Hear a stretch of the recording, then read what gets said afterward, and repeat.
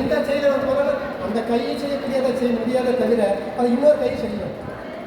அப்படிப்பட்ட ஆற்றல் படைத்தது அப்படிப்பட்ட மிகச்சிறந்த பணியாளர்கள் தான் இந்த அர்த்தம் வர்றாரு.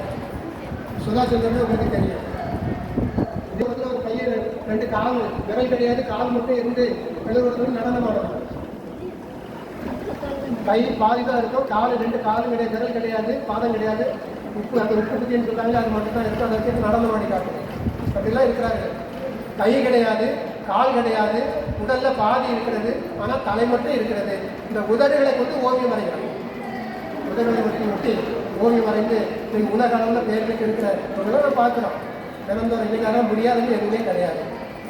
நான் சொல்லுவாங்க எல்லாம் இப்போ ஐயாவது உரை நான் சொல்ல இருந்தால் எல்லாரும் இமயமலை உரைக்கு என்ன தோன்றியது, உன் கருத்து என்ன அப்படின்னு சொல்லி சொல்லியிருக்காங்க. இப்போ இவ்வளோ நாள் இத்தனை நாள் ஆராய்ந்து எடுத்து இவ்வளோ நாள் இருக்குன்னு சொல்லி அதை எடுத்துட்டு ஒரு ஆள் வந்துருக்காங்க. ஏன் அந்த சிந்தனை மற்றவங்களுக்கு வரல? அந்த சிந்தனைலாம் வந்தால் தான் நம்ம மனுஷனாக இருக்கணும்னு அர்த்தம். ஆள் அப்படின்னு சொன்னாங்க. ஏன் ஆளுன்னு சொல்றாங்க? ஆளுன்னு சொன்னா ஆளுடைய திறமை உள்ளவங்க தான் ஆளுன்னு சொல்றாரு. 1ஆள் வேலை, 2ஆள் வேலை, 3ஆள் வேலைன்னு சொன்னா இந்த காசு பாருமா சொல்றான். அவன் எவ்வளோ சொல்றான்? அவன் மனுஷன் இல்லை, அவன் குதிரை திறமை வந்து மனுஷனோட பொறுத்துறான். இன்னொன்று ஆளுடைய திறமை வந்து மற்றவங்களுக்கு பொறுத்துறான். அதனால இவங்க வந்து ஆளுன்னு சொன்னான். 1ஆள் வேலை, 2ஆள் வேலை, 3ஆள் வேலைன்னு ஆளை வச்சு நிர்ணயம் பண்ணான். இந்த ஆள் வந்து ஆளுமை உடையவன் ஆள், எல்லாருக்கும் இல்லை.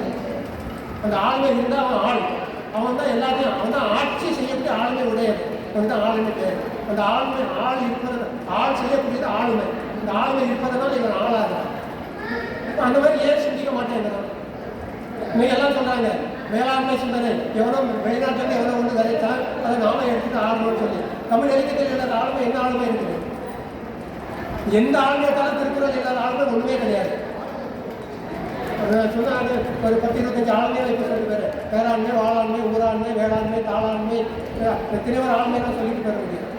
திருக்குறள் தான் எல்லாரும் வழிகாட்டுன்னு சொன்னால் திருக்குறள் ஒரு சின்ன தானே. நீங்கள் இன்னொன்று தெரிஞ்சுக்கணும், இந்தியாவுடைய அரசியல் சட்டம் உலகத்திலே பெரிய அரசியல் சட்டம் இந்தியாவுடைய அரசியல் சட்டம். அரசியல் சட்டமே இல்லாத நாடு இங்கிலாந்து. அங்கே சபையில் தான் கூட்டி முடிவு எடுப்பாங்க.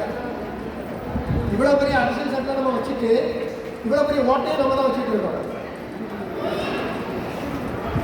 அந்த திருத்தங்களுக்கு வந்து திருத்தம் வந்து வச்சிருக்கோம் இல்லை, அது செயல்பாட்டு. அதனால தான் இந்த சிக்கல்கள்லாம் வருகிறது. தகுதியில வந்து நன்றி பகுதியால் பால்பட்டு ஒழுங்கப்பறி